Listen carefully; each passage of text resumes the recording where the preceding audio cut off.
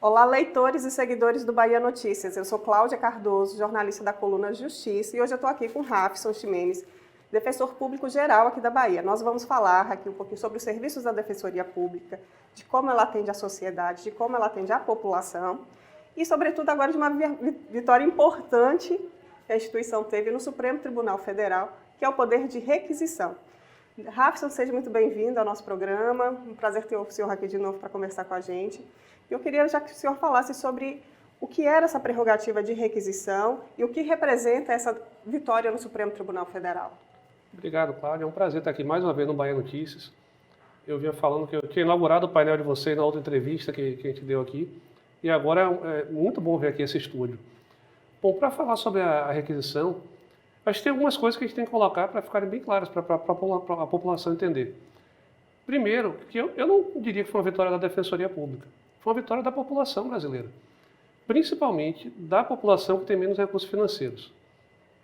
E a requisição, ela não é exatamente um poder, ela é uma prerrogativa e é principalmente um instrumento. Porque como é que funciona isso para as pessoas entenderem do que a gente está falando? Uma pessoa em situação de pobreza está com problema de saúde e não está conseguindo fazer um tratamento, não está conseguindo fazer uma cirurgia, não está conseguindo fazer um procedimento. Como ela não consegue, ela procura a Defensoria Pública para tentar judicialmente conseguir esse resultado. Nesse momento, normalmente essas pessoas elas não têm um relatório médico adequado, elas não sabem exatamente como fazer e elas não têm condição de ir procurar um médico que examinou e fazer com que ele passe atestado. Quando a pessoa de classe média, normalmente ela liga para o médico, no celular do médico, e fala, eu preciso de um relatório que diga isso, isso e isso. Isso não acontece com a pessoa que não tem recursos financeiros. E como é que se resolve esse problema? A Defensoria Pública requisita do médico, do hospital, de quem for a pessoa responsável, que apresente o relatório da forma que é necessário. Através disso, é possível, às vezes, resolver o problema sem nem ter que entrar com a ação judicial, já se consegue o tratamento antes.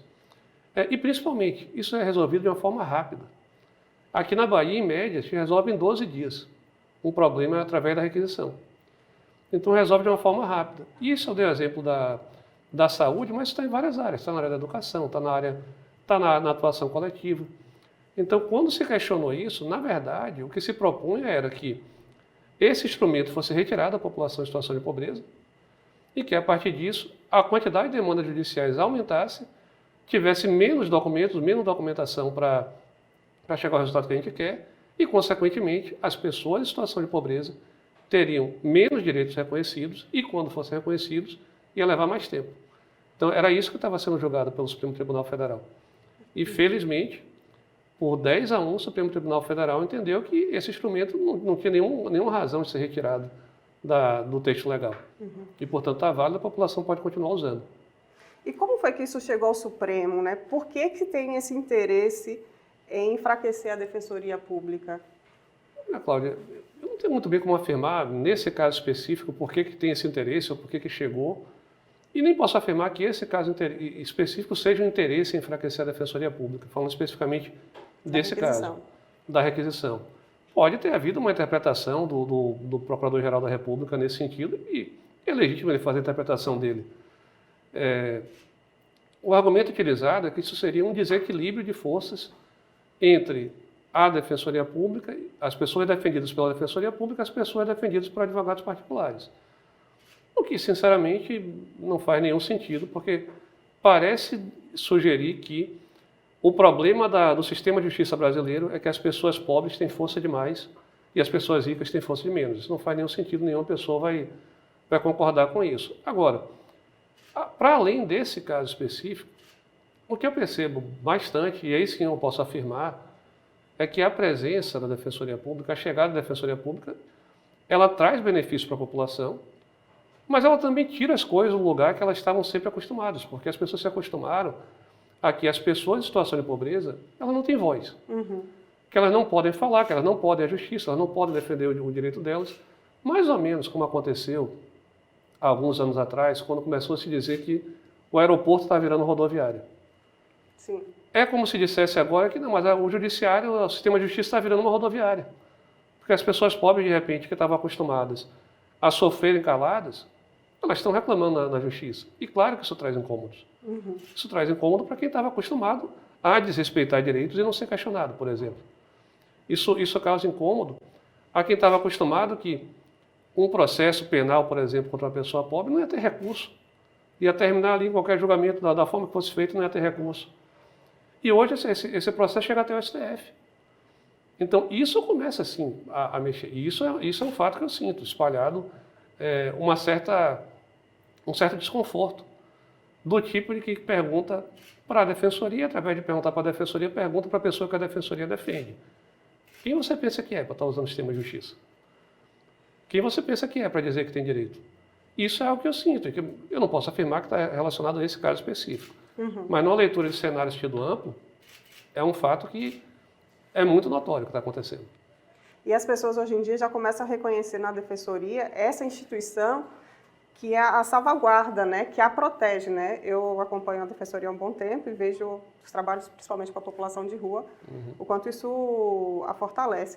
Hoje em dia, essa população já percebe assim, eu tenho uma instituição que me dá guarida. Eu acho que a gente ainda tem que avançar bastante em relação a isso. Eu acho que nem todo mundo percebeu ainda qual é a dimensão do trabalho que a defensoria faz. Eu acho que é algo que a gente tem que avançar e que, nesse sentido, o trabalho é importante, a comunicação da instituição é importante também.